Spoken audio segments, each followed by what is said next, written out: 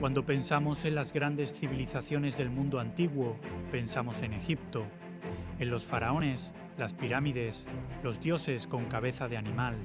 Pensamos en Mesopotamia, en Babilonia, en el código de Hammurabi, en los jardines colgantes.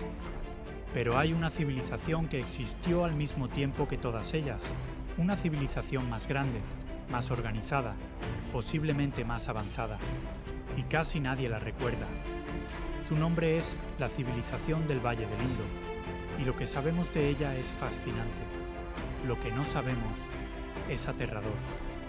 En 1920, un arqueólogo británico supervisaba unas excavaciones en el Punjab pakistaní. Sus obreros desenterraban ladrillos para construir una vía de ferrocarril cuando empezaron a encontrar algo extraño bajo sus pies. Ladrillos perfectamente cocidos, demasiado perfectos para ser accidentales, demasiado uniformes para ser primitivos. Cuando los arqueólogos empezaron a excavar de verdad, lo que encontraron dejó a la comunidad científica sin palabras. Bajo la tierra dormía una ciudad entera, una ciudad que llevaba enterrada casi 4000 años y que, cuando estuvo en pie, era la más avanzada del mundo conocido. La civilización del Valle del Indo floreció entre el 2600 y el 1900 a.C. En su momento de máximo esplendor, ocupaba un territorio de más de 1 millón de kilómetros cuadrados. Era más grande que el Egipto de los faraones y que la Mesopotamia de Sargón de Akkad juntos. Tenía más de 1000 asentamientos documentados y en sus ciudades más grandes vivían decenas de miles de personas en una época en que la mayoría de los humanos aún vivían en aldeas de barro. Sus dos capitales principales, Mohenjo-Daro y Harappa, todavía nos dejan sin palabras, porque no eran ciudades que simplemente crecieron, eran ciudades que alguien diseñó. Mohenjo-Daro, el montículo de los muertos en Sindhi. Cuando los arqueólogos trazaron su plano, encontraron algo que no esperaban: una cuadrícula perfecta, calles principales que corrían de norte a sur, calles secundarias que las cruzaban en ángulo recto, manzanas de casas de tamaño uniforme, bloques de ladrillo estandarizados con una proporción exacta, la misma en toda la civilización, de un extremo al otro del territorio. No había arquitectos en Mesopotamia diseñando así, no había urbanistas en Egipto, pero alguien, en el Valle del Indo, lo había resuelto hace 5000 años. Y las casas no eran chozas, tenían 2 o 3 plantas, patios interiores, habitaciones privadas, pozos propios. Pero lo más increíble no era lo que se veía, era lo que corría bajo los pies. Bajo las calles de Mohenjo-Daro existía una red de alcantarillado, tuberías de ladrillo cocido, canales cubiertos, sumideros en cada manzana. Las aguas residuales de cada casa se conectaban a un sistema de drenaje municipal que recorría toda la ciudad, 4000 años antes de que Roma construyera sus cloacas. Y no era solo el alcantarillado. La ciudad más importante tenía lo que los arqueólogos llaman el Gran Baño, un estanque público de 12 metros de largo, 7 de ancho y casi 3 de profundidad, revestido con ladrillos impermeabilizados con betún natural. No sabemos para qué se usaba exactamente. ¿Ritual de purificación? ¿Higiene pública? No lo sabemos, porque aquí empieza el misterio. En Egipto encontramos pirámides, tumbas reales, los nombres de los faraones grabados en piedra para la eternidad. En Mesopotamia encontramos zigurats, templos monumentales, inscripciones que narran las victorias militares de los reyes. En el Valle del Indo no encontramos nada de eso. Ningún palacio, ningún templo monumental, ninguna tumba real, ninguna representación de un rey, un dios, un sacerdote con poder absoluto, ninguna estatua de un gobernante, ningún relato de una batalla ganada.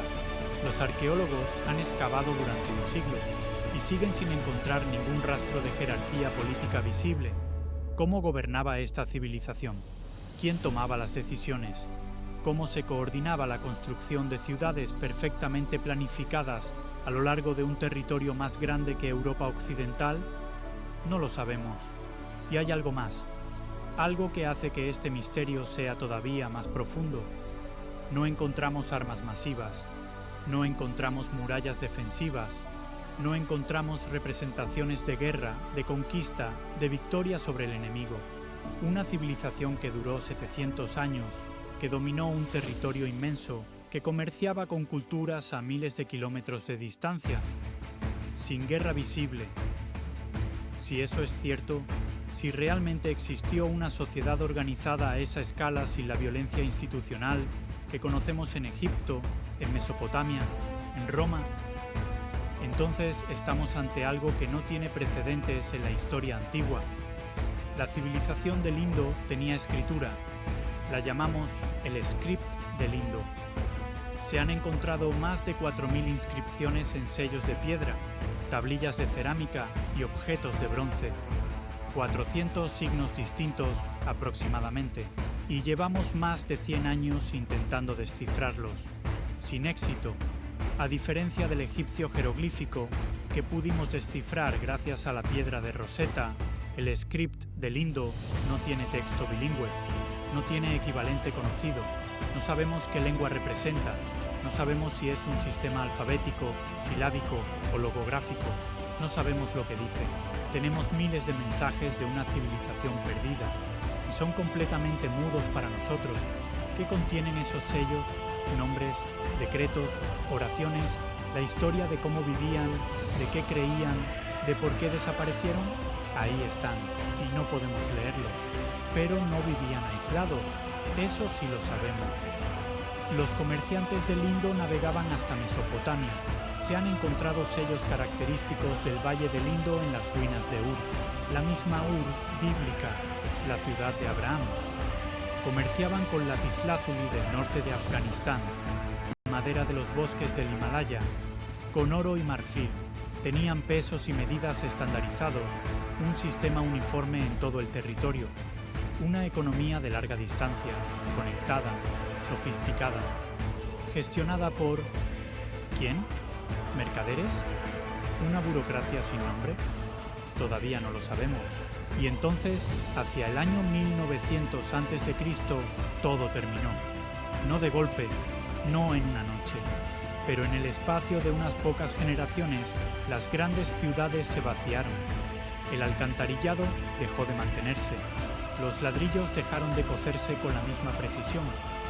Las redes comerciales se desintegraron. La civilización que había dominado el mundo durante 700 años se desvaneció. ¿Por qué? La primera y más famosa teoría fue la invasión aria, pueblos indoeuropeos llegados de las estepas del norte que habrían destruido la civilización del Indo con violencia. Esta teoría fue durante años el relato oficial. Hoy está prácticamente descartada. No hay evidencias de masacres masivas. No hay un horizonte de destrucción violenta en la arqueología. Las teorías actuales apuntan en otra dirección, el clima. Hay evidencias geológicas de que entre el 2200 y el 1900 a.C., una megasequía azotó todo el corredor que va desde el Mediterráneo oriental hasta el subcontinente indio. La misma sequía que algunos investigadores relacionan con el colapso del Imperio Acadio en Mesopotamia. Y hay algo más.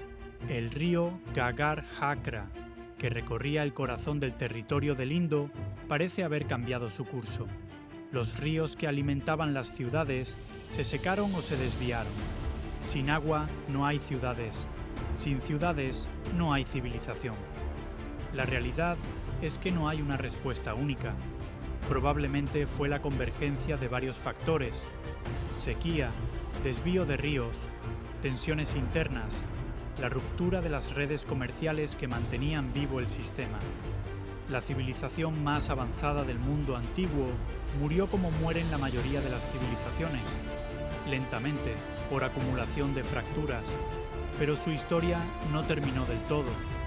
Hay lingüistas e historiadores que defienden que los descendientes de la civilización del Indo son los pueblos dravídicos del sur de la India, los que hablaban lenguas completamente distintas a las indoeuropeas que llegaron del norte.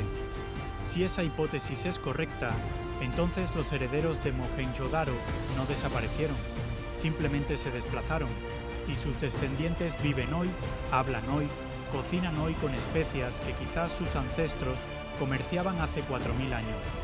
Existió una civilización que construyó ciudades perfectas cuando el resto del mundo aún excavaba zanjas en el barro. Una civilización con agua corriente, con comercio global, con escritura propia, sin reyes visibles, sin templos monumentales, sin guerras registradas. Una civilización que duró 700 años y luego se fue, dejando detrás miles de mensajes que no podemos leer, ciudades bajo la tierra que todavía no hemos terminado de excavar y preguntas para las que todavía no tenemos respuesta. ¿Cómo gobernaban? ¿Qué decían sus textos? ¿Por qué desaparecieron de verdad? No lo sabemos.